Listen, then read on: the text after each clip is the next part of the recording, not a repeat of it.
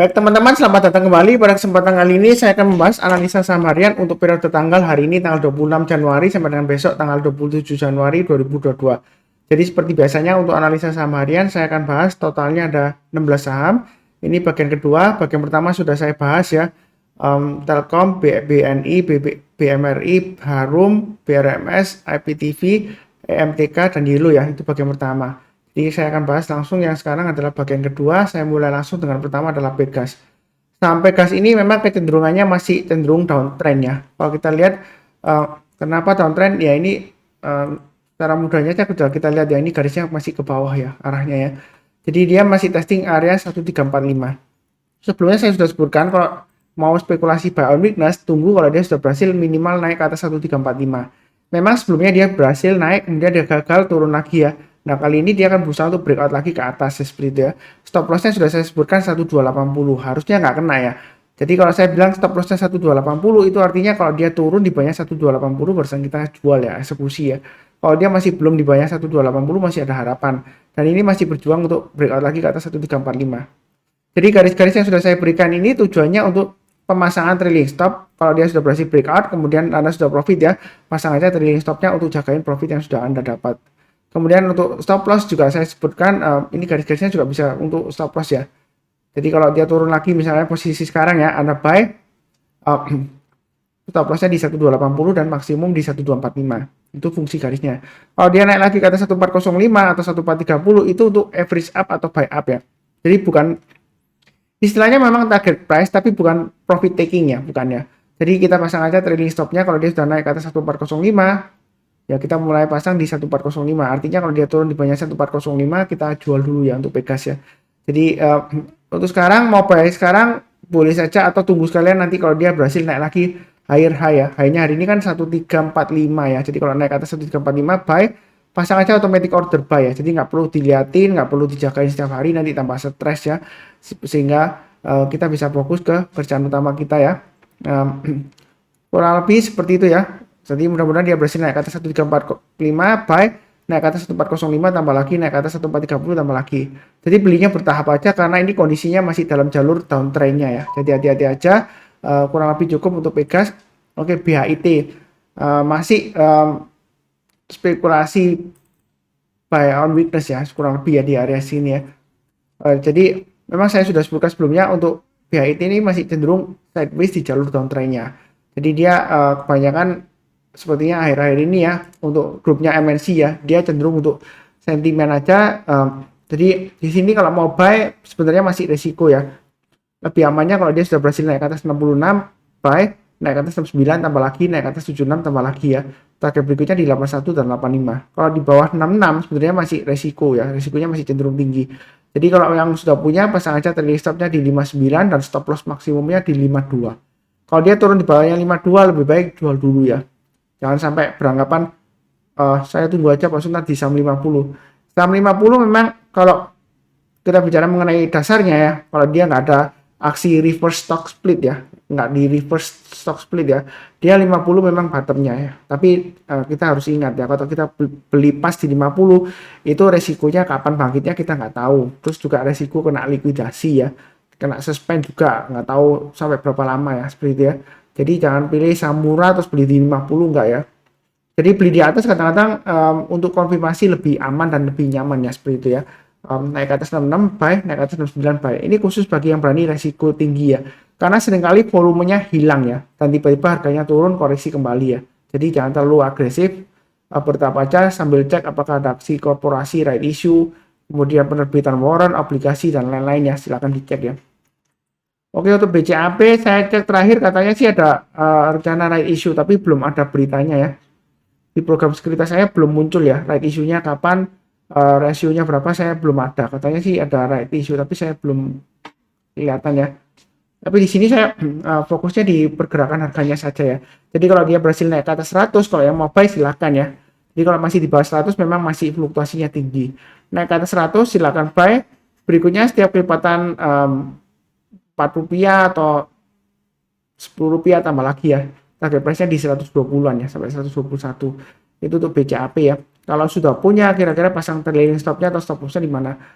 Stop loss-nya maksimumnya saya pakai acuan di sini ya. Ini swing sebelumnya ketika dia berusaha bangkit di 84 ya. Jadi kalau dia gagal bertahan di atas 84, lebih baik jual dulu ya, karena turunnya bisa dalam lagi kembali ke 50 ya. Ya kalau dia berhasil bangkit lagi, kalau dia turun lagi sampai tidur ya. Ya ini memang fluktuasinya tinggi ya. Sebelumnya tidak liquid, tiba-tiba ada dia mulai bangkit kembali ya. Ya mudah-mudahan aja dia bangkit kembali ya. Tapi di sini memang risikonya tinggi ya. Kalau nggak berani risiko tinggi, pilih saja saham yang lainnya. Ya kurang lebih seperti itu. Mau buy sekarang boleh nggak Pak Sunar? Boleh saja kalau mau spekulasi buy sekarang, pasang stop lossnya di 84. Tapi menurut saya sih lebih baik tunggu kalau dia sudah berhasil naik ke atas 100 ya. Lebih amannya seperti itu. Apa nggak ketinggian Pak Sunar? Ya nggak juga sih kalau kita lihat ya. Sebelumnya kalau dia sudah berhasil naik ke atas 100, masih ada kemungkinan untuk naik ke atas 120 ke atas ya. Bisa diangkat tinggi sampai 200 lebih ya. Jadi belinya bertahap aja, jangan terlalu agresif tapi jangan terlalu takut-takut ya seperti itu ya. Kalau misalnya sudah naik ke atas 100 ya. Kurang lebih seperti itu. Berikutnya untuk WSKT. Jadi yang rajin ngikutin channel saya, WSKT sudah saya bahas ya. Aksi korporasi sebelumnya adalah right issue atau penerbitan saham baru. Jadi saya sudah sebutkan baik Anda tebus maupun tidak tebus right issue, kalau dia turun lagi di bawah 615 lebih baik jual dulu karena kemungkinan turunnya bisa dalam ya. Dan ternyata apa yang saya katakan benar kan. Jadi kalau turun di bawah 615 dia masih resiko. Jadi jangan buyback dulu. Kalau yang sudah stop loss ya tunggu aja. Kalaupun Anda nanti mau istilahnya fight back ya atau balas dendam nah tanda-tanda petik ya. Tapi ini kecenderungan masih downtrend ya. Ya seperti itu ya. Memang yang terakhir kalau nggak salah WSKT dia sentimennya karena masuk indeks lagi ya seperti itu ya. Sebentar saya lihatkan ya. Kalau nggak salah sentimen yang terakhir itu dia masuk ke indeks IDX 30 ya seperti itu ya. Kemudian dia juga masuk ke indeksnya LQ45 kembali ya. Jadi asumsinya ya LQ45 itu adalah saham-saham yang fundamentalnya lumayan bagus lah menurut versi IDX ya. Ini dia WSKT juga masih di IDX 80 ya. Jadi kalau bicara mengenai fundamental kadang ya saya nggak mau argue dengan IDX ya. Penentuan indeksnya dia memang kategorinya LQ45 kan dia liquid ya. Fundamentalnya bagus ya seperti itu ya. Fundamental bagus bukan berarti pasti untung enggak ya. Contohnya untuk Bukalapak, Buka itu emitennya masih rugi ya. Setelah IPO juga masih rugi terakhir. Nggak tahu atau kedepannya dia bisa untung. Tapi menurut versi Bursa Efek Indonesia itu fundamentalnya bagus ya. Ya, tapi ya itu menurut Bursa Efek Indonesia sehingga dimasukkan ke indeksnya ya. Ya saya di sini hanya fokus ke pergerakan harganya saja. Saya bukan ahli fundamental bukan ya seperti itu ya. Bukan sampai expert banget ya. Malah saya juga bingung kok WSKT masuk ke indeks LQ45 ya seperti itu atau indeks 30 ya. Ya karena ya nggak tahu lah ya. Mungkin mereka pertimbangan lain-lainnya mudah-mudahan masih bagus. Ya mudah-mudahan aja lancar ya saya doakan ya. Kalau mau buyback naik ke atas 115 buy. Kemudian di sini ada resisten terkaya di 675. Tengah-tengahnya kalau mau average up ya di sini ya. 650 kurang lebih ya. Naik ke atas 650 tambah lagi ya seperti itu ya. Harga pelaksanaan right issue-nya di 620 sebelumnya ya. Jadi mulai naik ke atas 615 kalau mau spekulasi buyback atau buy atau fight back atau istilahnya dalam tanda petik balas dendam ya karena sebelumnya Anda mungkin loss banyak mau coba lagi ya. Tapi yang penting stop loss-nya pasang aja di 550 ya. Kalau masih mau berjuang ya. Belinya bertahap aja, nggak perlu terlalu agresif karena dia kalau sudah mulai naik ke atas 650 dia naiknya lumayan tinggi ya, bisa ke 900 ya bertahap aja. Ya mudah-mudahan kembali ke atas 900 bahkan ke atas 1200 bisa ya. Ya mudah-mudahan saya doakan, ya nggak pasti ya. Ya pokoknya yang penting kan kita doa yang terbaik ya. Seperti itu ya. Mudah-mudahan dikasih. Oke, berikutnya untuk AMRT. Memang sebelumnya dia gagal ya. 1200 dia gagal terus kemudian dia turun ya. Nah, sekarang hari ini dia fluktuasinya tinggi ya. Memang naik ke atas 1140 saya sudah sebutkan boleh spekulasi buy. Ternyata sesi 1 break ya. Ini sesi 1 sudah mulai ya, sudah berakhir ya.